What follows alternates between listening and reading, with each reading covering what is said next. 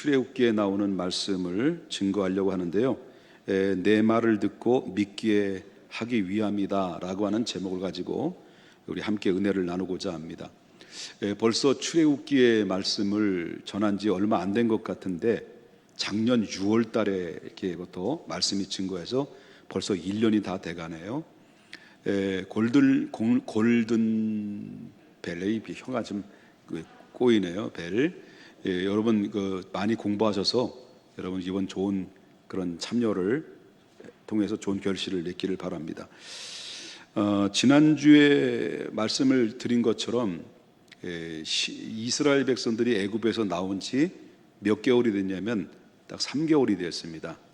3개월이 되어서 하나님이 모세를 불러요. 시내산으로 불러가지고 하나님의 언약의 말씀을 모세에게 전해줍니다. 그리고 모세는 그 언약의 말씀을 받아가지고 백성들에 내려가서 하나님의 언약의 말씀을 백성들에게 알려요. 알렸을 때 그때 백성들이 그 언약의 말씀을 받고 어떤 반응을 보여주냐면 우리가 그 언약의 말씀을 말씀대로 다 행하리다라고 하나님께 고백을 합니다. 그래서 지난주에 말씀드렸습니다마는 믿을 수 있는 사람과 사람의 그 관계 속에서 언약을 맺는 약속이 있잖아요. 언약을 맺는 이걸 대등 언약이라고 말해요. 그런데 하나님과 인간의 관계 속에서 맺어진 언약은 군신 언약이라고 말해요. 하나님이 말씀으로 전해줬어요. 그 말씀 앞에 우리가 동의합니다. 우리가 그 말씀을 따르겠습니다라고 약속을 드려요. 그래서 하나님과 인간과의 약속이 체결됐을 때를 그걸 가지고 뭐라 하면 군신 언약이다 이렇게 말을 하거든요. 오늘 본문에 나오는 말씀은 군신 언약이 체결된 거예요. 체결됐는데 그러면 하나님께서 이스라엘 백성들에게 내려준 언약의 핵심적인 내용이 어떤 내용이냐? 3가지를 얘기했어요. 지난주에. 그럼 과거, 현재, 미래를 그 언약의 말씀을 줬는데 과거에 대한 이야기는 너희가 과거에 하나님이 어떻게 너희들을 이끌어왔는지를 그 은혜를 기억하라고 하는 겁니다. 여기까지 우리가 오게 된 것은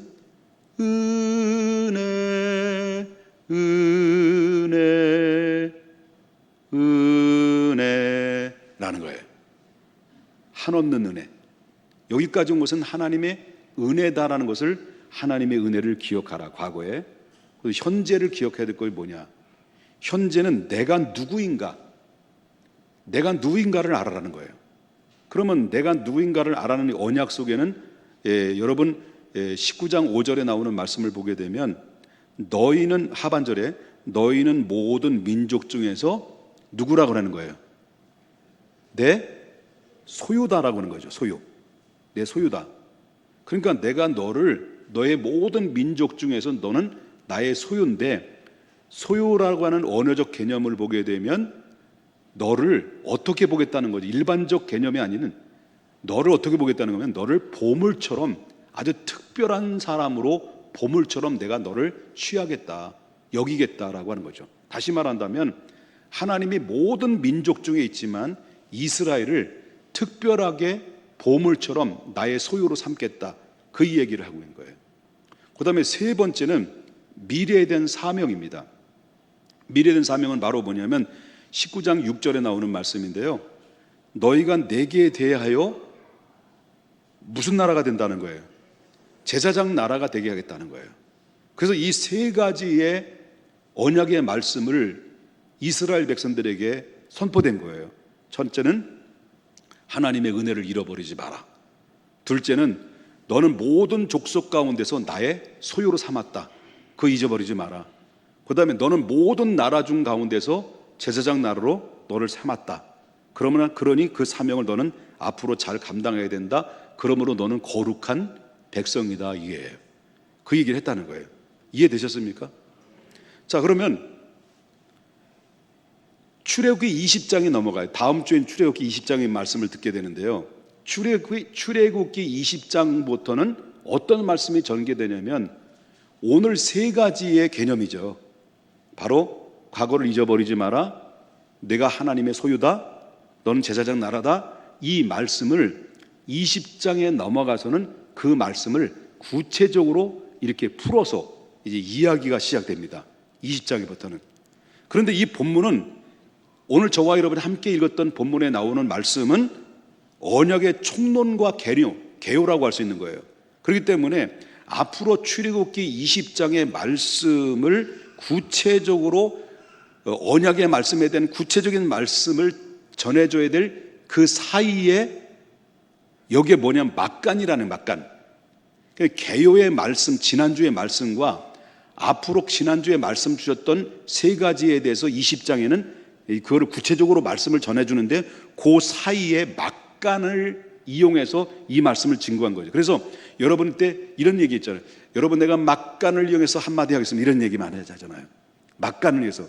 그게 지난주에 들려줬던 말씀과 다음 주부터 20장에 들려준 말씀 사이에 막간을 이용해서 하나님이 우리에게 무언가 이야기를 하시는 것이 오늘 본문에 저와 여러분이 함께 읽었던 말씀이라고 하는 거예요. 그럼 막간을 이용해서 하나님이 우리에게 어떻게 소개를 하고 있느냐라고 하는 것인데 그 말은 핵심은 뭐냐면 막간을 이용해서 주신 말씀은 너희들이 하나님의 말씀을 받을 때 어떠한 자세를 가지고 하나님의 말씀을 받아야 되는지 여기에 대해서 오늘 본문에 이야기하고 있다는 거죠. 그럼 저와 여러분이 오늘 본문의 말씀의 핵심이 뭘까요? 우리가 하나님의 말씀을 받을 때 어떤 태도와 어떤 자세를 가지고 하나님의 말씀을 대하고 받아야 될 것인가, 이 이야기를 오늘 본문에서부터 시작이 된다라고 하는 것을 보게 된다라고 하는 거죠. 그러면 오늘 본문을 보게 되면 하나님이 모세를 불러들여요. 어디로 불렀다고 그랬어요? 시내산으로 불러요. 시내산에 불러들여가지고 하나님이 명령을 해요. 그 명령을 했을 때 모세는 하나님의 산에 올라가서 거기에서 하나님의 음성을 들었던 모든 말씀을 다 듣고 내려와요. 다 듣고 내려와서 그리고 나서 백성들에게 어떻게 하느냐 할 때 19장 7절 보겠습니다. 모세가 내려와서 백성의 장로들을 불러 여호와께서 자기의 명령하신 그 모든 말씀, 시내산에서 들었던 모든 말씀을 그들 앞에 뭐라 그랬습니까? 진술했다는 겁니다. 하나도 빠짐없이. 산에서 하나님의 음성 들었던 그 말씀을 내려와서 백성들에게 하나도 빠짐없이 다 진술했다. 그랬더니 8절에 백성들이 그 말씀을 듣고 어떤 반응을 보였느냐라고 할 때 8절에 보니까 백성들의 일제히 응답하여 이르되, 자, 여호와께서 명령하신 대로 우리가 다 어떻게 한다는 거예요? 행하리이다 라고 말했다는 거예요. 모세가 하나님의 말씀을 받아서 그대로 백성들에게 이야기했더니 백성들이 우리가 그 명령대로 진행하겠습니다라고 하는 고백을 해요. 그러면 그 고백했던 모세가 백성들이 들었던 그 고백이잖아요. 우리가 그 명령대로 행하겠습니다 라고 하는 그 말을 또 모세가 다 백성들의 말을 듣고 또 어디에 올라가요? 시내산에 올라가요. 그래서 맨 마지막 절에 보게 되면 19장 8절의 끝에 보면 백성의 말을 누구에게 전했다는 거예요? 모세가 여호와께 올라가서 그대로 쫄쫄쫄 올라가지고 백성이 이렇게 이야기했습니다 하는 거예요. 하나님의 말씀은 제안을 했어요. 백성들은 그 제안 앞에 응했어요. 그렇게 하겠습니다. 이렇게 해서 체결된 것이 바로 무슨 언약이라고요? 군신 언약. 이게 이루어진 거죠. 그래서 백성들과 언약이 딱 채워지면서 백성들에게 모세가 하나님의 말씀을 이제 받고 가져갔어요. 또 하나님 말씀을 이제 들고 올라가가지고 또 백성들이 이렇게 말씀하셨습니다 하니까 또 하나님 또 무슨 말씀을 또 하셔가지고 또 바로 19장 14절에 보니까 백성이 모세가 산에 또 올라가서 그 얘기를 했더니 그 또 하나님 말씀하신 것을 듣고 또 내려와서 백성에게 또 뭐라 그랬어요? 이르되 백성에게 성결하게 하라, 이렇게 또 말씀하셨단 말이에요. 자, 이 패턴을 가만히 보십시오. 이 패턴을 가만히 보면 하나님께서 모세를 시내산에 불러와서 무언가 말씀하셔. 그 말씀을 듣고 모세는 그 밑줄로 내려가지고 백성들에게 하나님이 말씀하신 그 말씀을 그대로 전해. 그 백성들이 그 말씀을 듣고 우리가 그 명령대로 준행하겠습니다라고 할 때 그 말씀을 듣고 또 모세는 누구에게 보고를 해요? 시내산에 올라가서 하나님께 보고를 해. 또 하나님이 그 말씀을 또 받고 내려가서 또 백성들에게 이야기해. 그 이야기한 백성들이 그 말씀을 듣고 우리가 그 말씀의 명령대로 준행하겠습니다. 이게 자꾸 반복적으로 얘기하는 것은 여러분들에게 아멘 하라는 그런 얘기도 있습니다. 또 올라가. 이렇다는 거예요.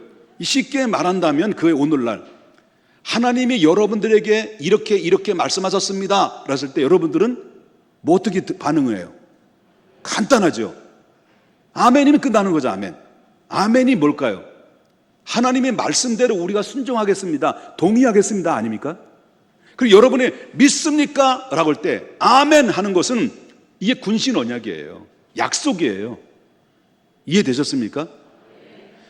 이걸 굉장히 오래 얘기하다 보니까 시간이 너무 많이 했네요.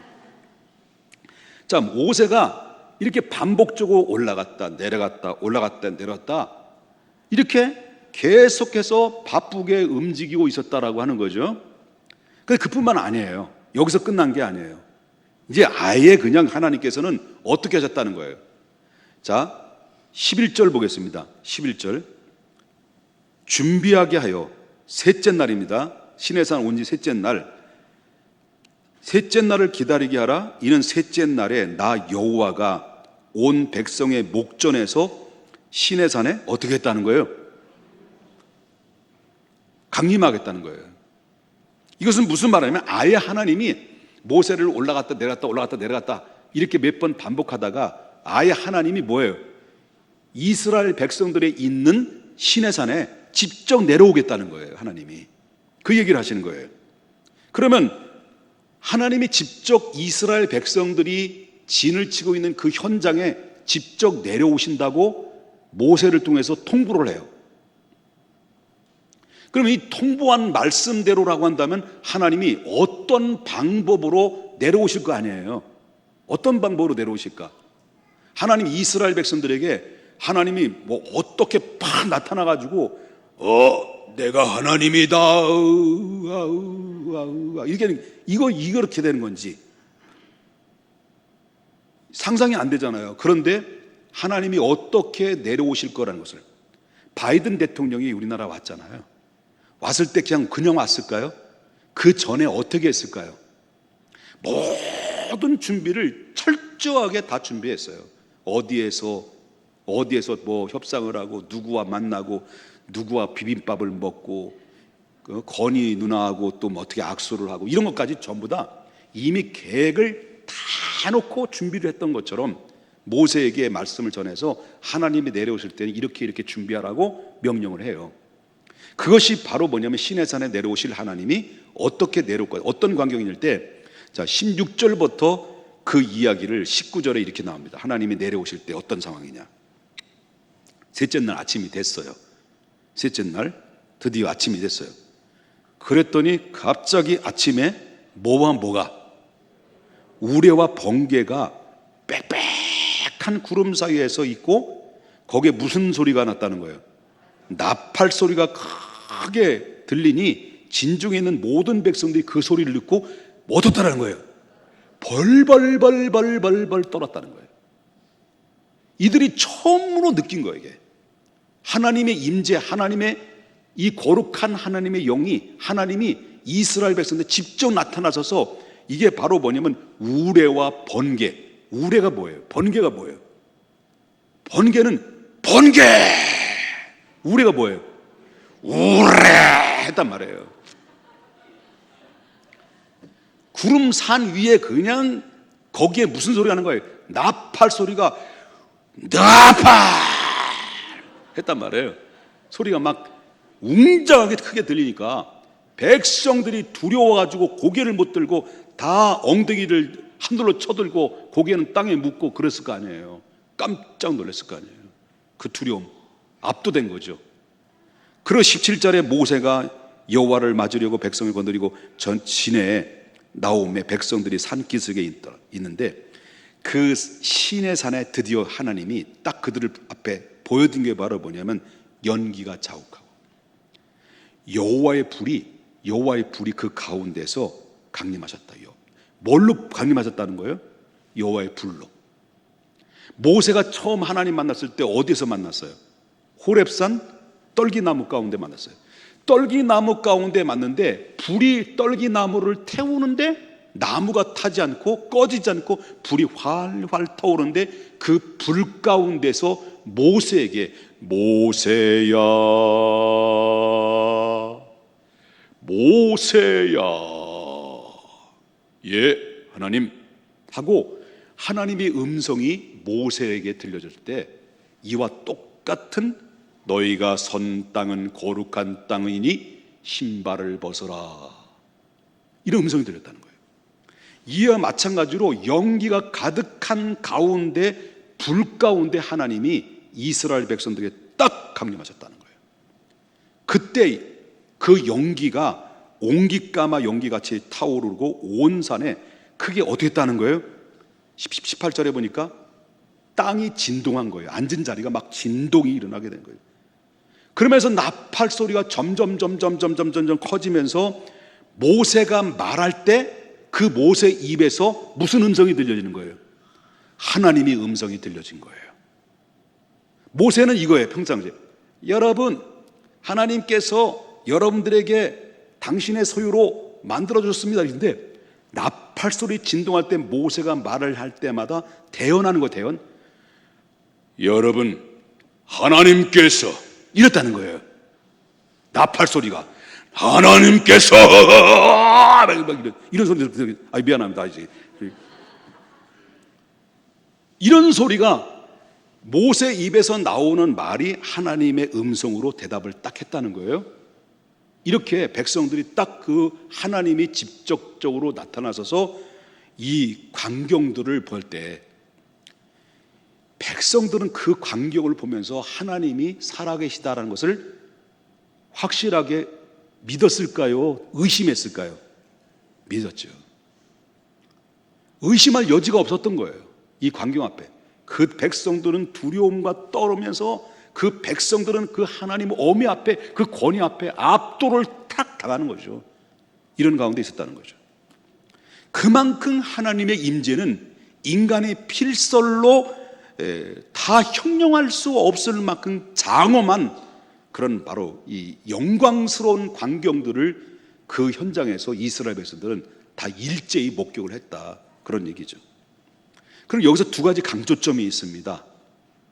두 가지 강조점이 바로 뭐냐고 말한다. 하나는 모세를 시내산으로 정상까지 끌어올려 가지고 내려갔다 하면서 하나님의 말씀과 백성들의 반응을 계속 주고받고 했단 말이에요. 백성들을. 그리고 또 하나는 바로 뭐냐고 말하냐면 하나님 일부러 시내산까지 내려와 가지고 바로 확실하게 하나님이 어떤 존재이시고 이스라엘에게는 어떤 하나님인가 다시 말한다면 너는 나의 소유다. 너는 모든 제사장 나라다.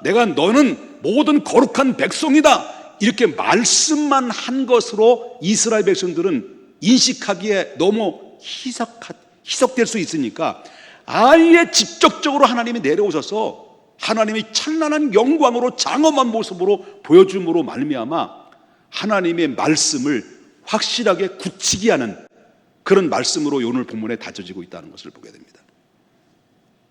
그럼 이렇게 해서 두 가지 한 이유가 뭐냐? 두 가지. 모세를 오르락 내리락 해놓고 말씀만 했는데 그것도 부족하니까 하나님이 직접 내려오셔서 장엄하게 불 가운데 하나님의 음성을 나팔소리처럼 각 사람에게 심정을 꽂히게 했던 그 이유는 뭐냐고 말할 때 그 이유에 정확하게 말하기를 하나님이 그렇게 행하신 이유를 바로 9절에서 나옵니다. 9절은 뭡니까?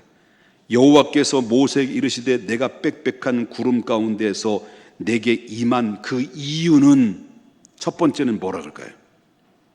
예? 첫 번째는 뭐가 할까요? 아니야, 안 혼내릴게. 얘기 좀 해봐요. 용기를 내봐요. 자, 첫 번째는 내가 너와 말하는 것을 백성이 듣게 하기 위해서요.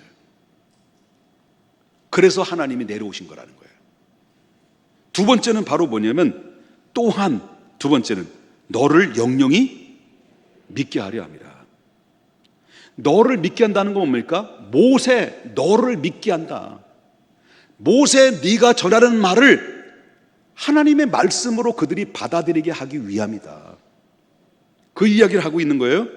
너가 말하는 것을 백성이 듣게 하고, 그리고 백성 그 말을 전하는 그 모세 너를 백성들이 신뢰하게 하기 위해서 내가 빽빽한 구름 가운데서 백성들 가운데 나타난 이유가 거기에 이유에 있다고 말합니다. 정말 이 광경을 통해서 하나님께서 모세에게 직접적으로 하시는 말씀은, 우리가 모세의 말을 듣는 것은 곧 하나님의 말씀을 듣는 것이구나 라고 하는 것을 백성들에게 확실하게 각인시켜주기 위해서 하나님이 직접적으로, 별로 성경에서는 그렇게 하지 않는 특별한 케이스로 이스라엘에게 나타나셔서 불 가운데 구름 가운데 나팔 소리와 우레 소리를 치는지 진동하면서 백성들에게 얘기하는 것은 바로 뭐냐면 모세를 신뢰하게 만들고, 모세가 전하는 말은 하나님의 말씀이라는 것을 그들에게 믿게 하기 위함이었다라고 하는 것입니다. 그러니까 모세가 해야 될 사명이 뭐예요? 모세가 해야 될 사명이 클까요? 중요할까요? 막중할까요? 다 거기서 거기죠. 그러니까 모세가 올라가서 하나님의 음성을 듣고 내려와서 보고 들은 그대로 하나도 빠짐없이 잘 전해야 되겠을까요? 빠뜨리고 전해했을까요? 잘 전해야 되는 거예요. 이 모세가 해야 될 사명이에요. 그럼 백성들이 해야 될 일이 뭘까요? 그러면 모세는 하나님의 말씀을 받은 것 가지고 그대로 잘 백성들에게 전파를 해야 되는 것이고, 백성들은 바로 해야 될 일은 모세가 전하는 말씀에 대해서 어떤 반응으로 보여주냐, 세 가지를 얘기해요. 어떤 반응으로? 첫 번째는 바로 뭐냐면 성결하고 옷을 빨아라는 거예요. 자, 10절 보겠습니다. 여호와께서 모세에게 이르시되 너는 백성에게로 가서 오늘과 내일 그들을 성결하게 하며, 두 번째는 뭐라 하세요? 그들에게 옷을 빨게 하고. 그것은 바로 뭐냐면 모세를 내보내서 하나님 백성들에게 선포를 할 때 그 선포하는 그 말씀 앞에 어떤 자세로 백성들이 들어야 될 것이냐, 그 몸과 마음의 자세에 대해 얘기해요. 우리의 몸과 마음은 어떤 마음으로 해야 됩니까? 성결하라는 거예요. 마음의 성결한 마음으로 하나님의 말씀을 듣는 태도를 가져라. 또 한 가지는 바로 뭐냐면 우리의 외모도 중요합니다. 옷가짐도 중요하다는 것을 얘기합니다. 그렇기 때문에 사람이 몸과 마음의 자세에 따라서 어떻습니까? 대하는 태도도 달라지는 거죠. 내가 무엇을 입었느냐도 달라요. 양복을 입고 사람이 양복을 쫙 입었잖아요. 신사잖아요. 말부터 달라. 아유, 반갑습니다.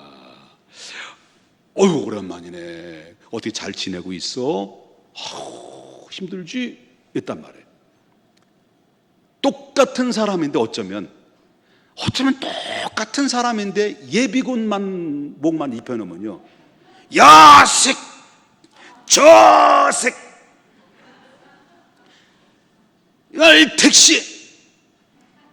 말택시 하면서 똑같은 사람이 이색 저색 하면서, 아니 똑같은 사람인데 양복을 입혀놓고 예비군 오복을 입혀놓으면요, 그 옷을 어떤 옷을 입느냐에 따라서 행동과 태도가 달라지더라는 거예요.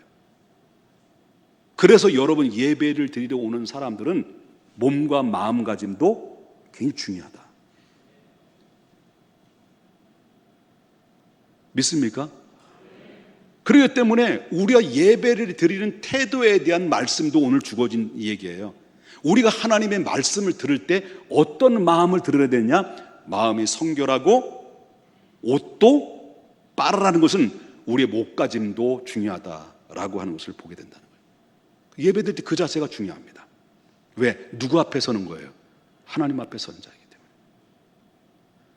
그렇기 때문에 우리 청년들이나 다음 세대들은요, 예배 드릴 때 스리퍼 찍찍 끌고 예배 드리고 와서 안 돼요. 그리고 또 한 가지는 예배 시간에 저도 학교 다닐 때 가끔마다 그런 아주 제가 그 특이한 그런 개발한 특별한 게 있는데, 껌이 있었죠. 껌 학교에서 이제 지루하니까 껌 낼 때 어떻게 하냐면 아무도 하면서 이렇게 싹 보면서, 그럼 몰라 이렇게 했어요. 그래서 좀 이따 눈치 보면서 싹 한단 말이에요. 그러니까 예배 시간에 설교를 들어야 되고 두렵고 떨리는 마음으로, 성결한 마음으로 하나님의 말씀을 들어야 되는데 주보를 보면서 내 이름이 빠졌다는 거예요. 11조 드렸는데, 반드시 내가 11조 드렸는데 왜 내 이름이 빠졌냐, 내 이름이 왜 빠졌냐, 이거 누가 띄어먹었다, 목사님 이거 완전히 그건 가져가가지고 뭘 빠지는 거 사먹었다, 아주 그래가지고 막 상처를 받아가지고 그냥 막 열불을 내가지고 이렇게 예배 시간을 허비하는 가운데서 있을 때는 바로 그것은 하나님 앞에 얼마나 큰 죄인가라는 것을 보입니다. 그래서 우리의 말씀을 듣는 태도에 대해서 이걸 얘기하고 있는 거예요. 그리고 또한 두 번째는요, 말씀을 어떤 말씀으로 받아야 되냐 할 때 준비하고 기다려라. 자, 11절 보겠습니다. 뭐부터 나와요? 준비하게 하고, 그들을 준비하게 하고 셋째 날을 어떻게 하라는 거예요? 기다리게 하라. 내게 어떤 말씀을 내려주실지, 하나님이 내게 주신 말씀이 무엇일지, 이번 주에 이 말씀을 주셨기 때문에 이 말씀을 묵상하고 되새김질하고 그 말씀대로 살아가면서 그 말씀을 곱씹어보면서 하나님의 은혜를 감격해 하면서 살다가 이렇게 영적으로 믿음으로 사모하는 마음으로 있을 때 주일이 기다릴까 안 기다릴까요?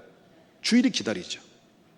주일이 기다릴 때마다 철저하게 바로 사모하는 마음으로 기다려라. 그래서 너희들은 준비하게 하고 기다리게 하라.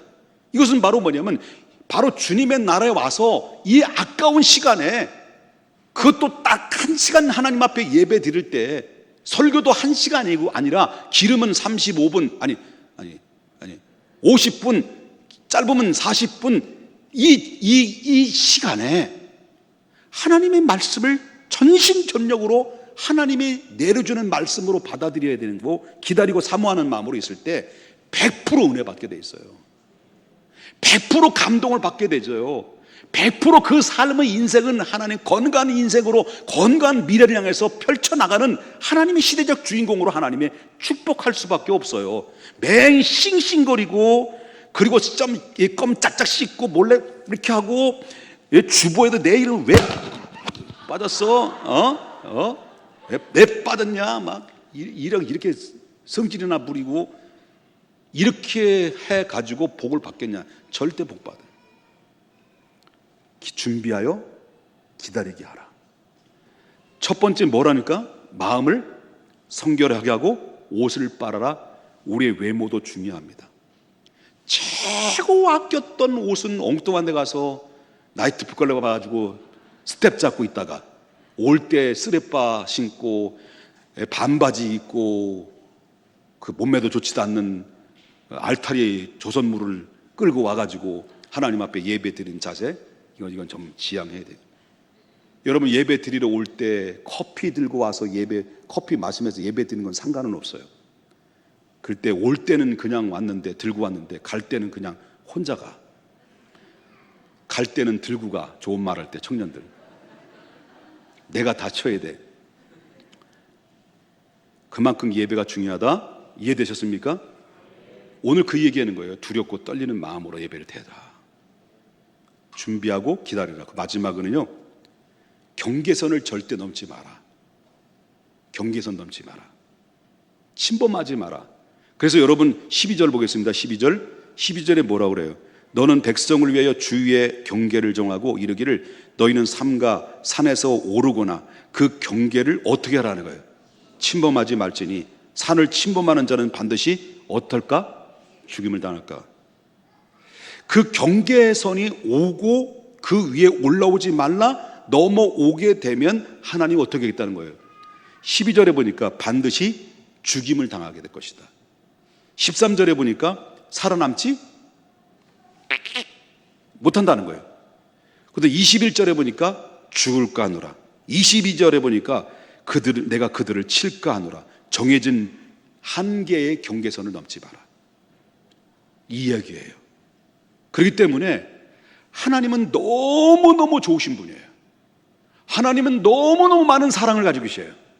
하나님 여러분들을 볼 때 너무 귀하고 귀해서 보물처럼 당신의 소유로 삼아주셨어요. 하나님 여러분 개별적으로 예수 그리스도를 통해서 여러분들을 왕같은 제사장으로 삼아주셨어요. 그리고 구별 때에 여러분들 하나님이 축복의 자녀로서 이 땅에 기업도 허락하실 뿐만 아니라 하나님 나라의 기업도 다 약속하신 하나님 백성들이 이 자리에 함께 모인 사람이에요. 그렇다고 해서 우린 방종해서는 안 된다는 거예요. 경계가 있다는 거예요. 넘지 말아야 될 선이 있다는 거예요. 그럼 이 넘지 말라는 것은 어떻게 이해할까요? 예를 들면 시내산을 말한다면 시내산은 오늘날 여기에 있는 강백산과 동일하다라고 생각하시면 됩니다. 시내산, 오늘날 현대적으로 말한다면. 여러분, 오늘날 하나님의 말씀을 전하는 자는 먼저 하나님의 말씀을 다 잘 알아듣고 그 하나님과의 말씀을 전하는 자가 먼저 하나님과의 긴밀한 유기적인 관계를 통해서 말씀을 묵상을 하면서 하나님의 음성을 듣고 성령의 감동을 늘 충만히 받은 상태 속에서 그 말씀을 받아서 그 말씀을 정리하고 그리고 기도하고 잘 맛있게 요리를 해서 강단에서 두렵고 떨리는 마음으로 풀어놔야 되는 거예요. 이게 강단에서 말씀을 선포하는 자의 사명이라고 하는 것입니다. 그러기 위해서는 거기에서는 영역을 확실하게 지키라고 하는 것입니다. 강단에서 영역을 확실하게 지킨다는 것은 바로 뭐냐면, 이것을 신학적인 용어로 말한다고 한다면 바로 그것을 계시의 통로다라고 말합니다. 이 강단에서 하나님의 말씀을 선포하는 것은 계시의 통로로 여겨라, 그걸 얘기하고 있다라고 하는 거예요. 그렇기 때문에 또한 말씀을 듣는 사람들의 백성은 어떤 고백을 해야 되느냐, 말씀 여러분 저는 선포합니다. 계시의 통로를 통해서 하나님의 말씀을 두렵고 떨리는 마음으로 받은 말씀을 여러분 선포합니다. 선포된 그 말씀을 여러분이 그대로 받아들일 때는 오늘 목사님을 통해서 오늘 우리에게 주시는 그 말씀은 곧 하나님의 말씀이다라고 하는 그 자세를 가지고 그 말씀을 들어야 된다라고 하는 거예요. 이걸 가지고 뭐라고 말하는 신학적인 용어로 말한다면 카리스마적 관계다, 이렇게. 카리스마적 관계. 다시 말한다고 한다면 모세를 믿게 하기 위함이라는 거잖아요. 하나님이 그때 당시에 시내산에서 내려와서서 이스라엘 백성들에게 현존하시고 불 가운데, 구름 가운데, 연기 가운데, 우레와 번개와 진동과 그리고 나팔 소리 가운데서 이스라엘 백성들에게 엄미하게 이야기했던 것은, 그 이유는 뭐라고 그렇습니까? 백성들이 모세를 믿고 백성들이 모세가 말하는 그 말씀을 신뢰하기 위함이라고 할 것처럼, 바로 이 강대상에서 말씀을 전하는 목회자의 전하는 그 한마디 한마디가 계시의 통로라고 말한다면, 그 계시의 통로를 통해서 여러분들이 그 말씀을 받았을 때는 바로 뭐냐면 신뢰의 관계 속에서 카리스마적 관계를 통해서 그 말씀을 하나님의 말씀으로 받아들이라는 거예요. 근데 여기서 나타나는 이 말씀은, 이 카리스마적 관계는 아까도 말했지만 9절에도 나온 말씀은 잘 듣고 믿게 하려 함이라고 해요. 그리고 먼저 전하는 자가 굉장히 중요하다는 거예요. 그만큼. 그러면 여러분, 말씀을 계시의 통로로 이 강단에서 선포하는 목회자의 입장이라고 한다면, 그 목회자의 입에서 나오는 말씀을 성도들이 듣고 그 말씀이 하나님의 음성으로 받아들이게 되면 그거 복이 된다는 거예요. 믿습니까? 그리고 이것을 카리스마적 관계인데, 근데 먼저 그렇다면 하나님의 축복의 통로, 계시의 통로라고 하는 이 말씀을 전하는 자가 성경에서 가장 큰 범죄 행위가 뭘까? 하나님 말씀을 선포하는 자가 성경에서 말하는 큰 범죄 행위가 뭘까요? 그것은 하나님의 말씀을 전하는 자가 하나님의 소리를 듣지 않고 자기 소리를 마치 하나님의 소리인 것처럼 엉뚱한 소리를 전해주는 것. 이게 바로 뭐냐면 하나님의 말씀을 전하는 자에 있어서 최대의 사기꾼이라는 거예요. 그렇기 때문에 강단에서는 절대로 정치 얘기하면 안 돼요. 여러분, 정치 목사들이 얼마나 많이 있어요. 정치 목사들이. 야당, 여당, 진보, 보수. 여러분, 사람들은요, 강단에서 전해주면요, 진보를 얘기하든 아니면 보수를 얘기하든 그 정치적 이데올로기에는 금방 감염돼. 감염. 코로나보다 더 빨라. 감염돼 가지고요, 금방 흡수되고 금방 진리로 받아들여. 그런데 하나님의 말씀, 계시의 통로의 말씀을 수십 년 들고 수십 년 들고 수년 들어도 하나님의 말씀을 흡수가 안 돼. 믿지를 못해. 아니, 20년 동안 하나님 말씀 들었으면 사람들이 바뀌어져야 되고 그 말씀 앞에 감동을 받아야 되는데, 아니 몇 개월도 안 됐는데 정치 이야기 했더니 눈에서 눈물이 흘리고, 그분 대통령이 대단한 분이다, 난 그분만 보면 가슴이 설레고 막 이렇게. 여러분, 강단에서는 정치 문제가 아닙니다. 구역예배 드리고 나서 구역예배 하나님의 말씀 듣고, 주일날 말씀을 서로 말씀 나누다가 막 은혜 받고 막 눈물 흘리다가 나중에 2부 순서 정치. 이게. 그러면 전에 받았던 은혜는 다 잊어버리고 정치의 은혜 받아가지고, 특별히 이 정치 이야기하는 교육자들 있으면 입에 무좀 걸려야 돼.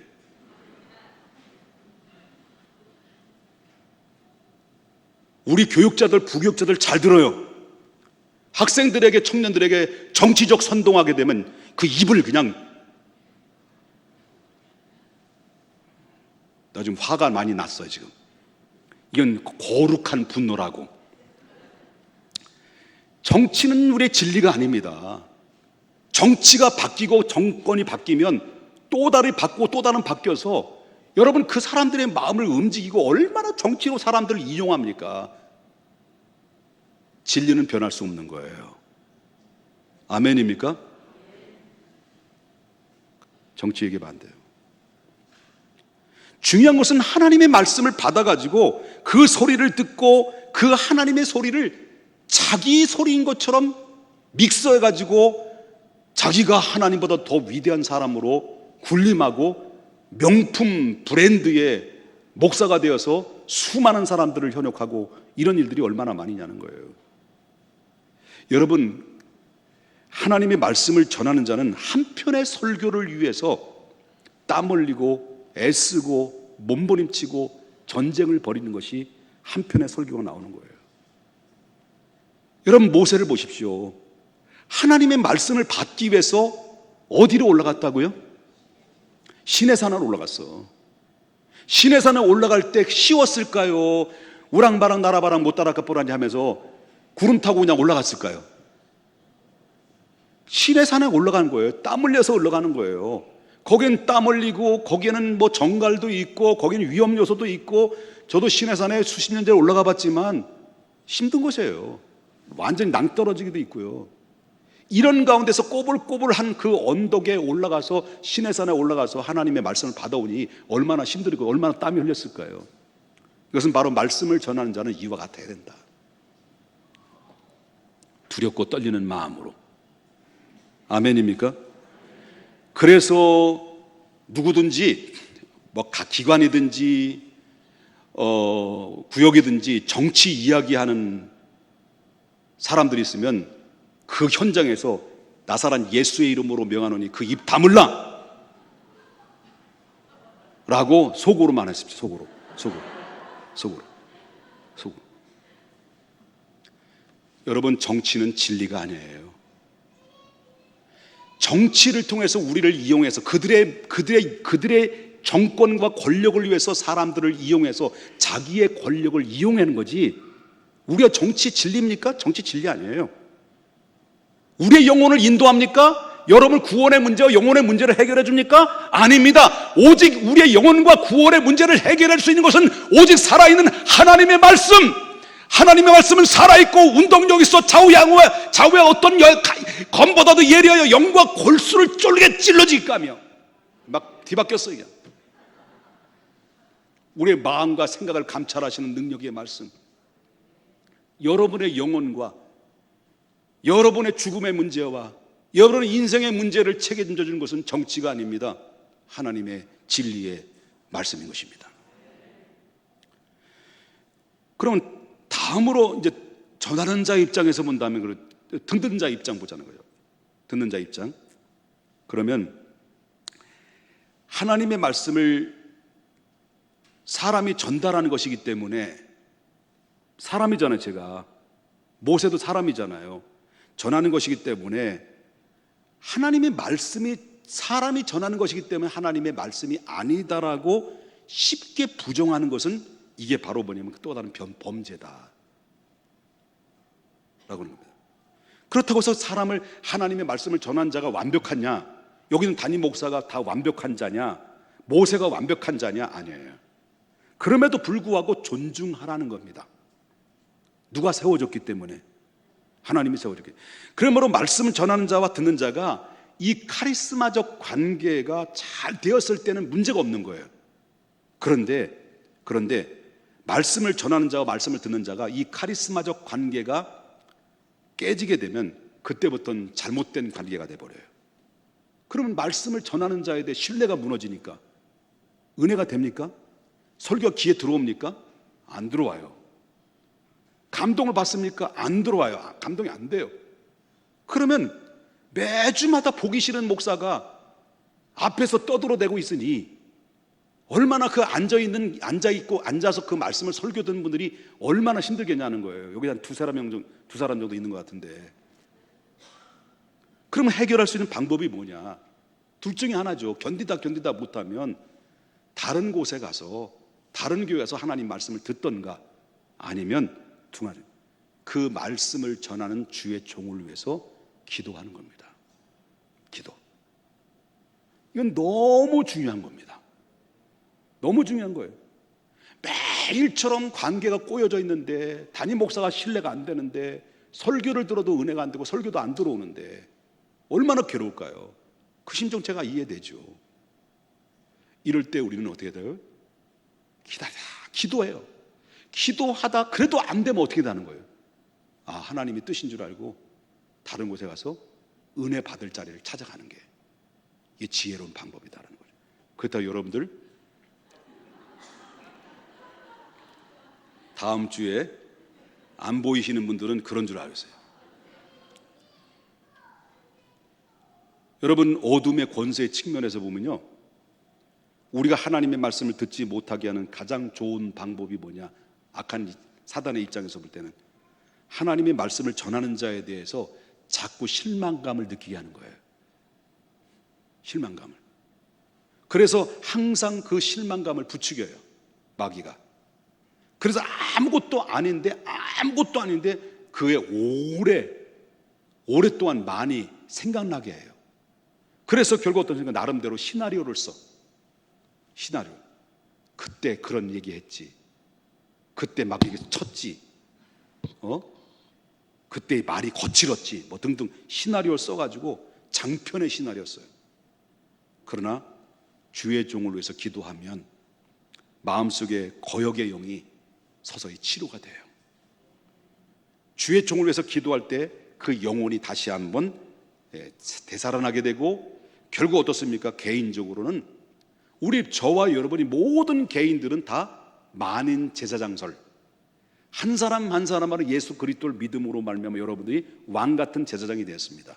그러나 이 공동체 속에서는 반드시 영적인 지도자를 세웠기에 영적인 지도자에게 하나를 통해서 말씀을 전파하는데 그 말씀에 대해서 변함없이 신뢰하고 서로 신뢰하는 마음으로 하나님의 건강한 말씀이 유기적으로 선포되고 아멘으로 호응했을 때 그 교회는 건강한 교회가 되고, 그 말씀을 듣는 모든 마음을 자세를 가지고 듣는 사람들에게는 그 은혜가 그 안에서 위에부터 내림이 됨으로 말미암아 나도 건강하게 되고 기쁘고 신앙생활에 행복하고 두 날개로 비상하며 우리들의 자녀들도 행복하고 그리고 온 가족이 더불어 형통하는 그런 놀라운 역사를 결과를 맛보게 된다.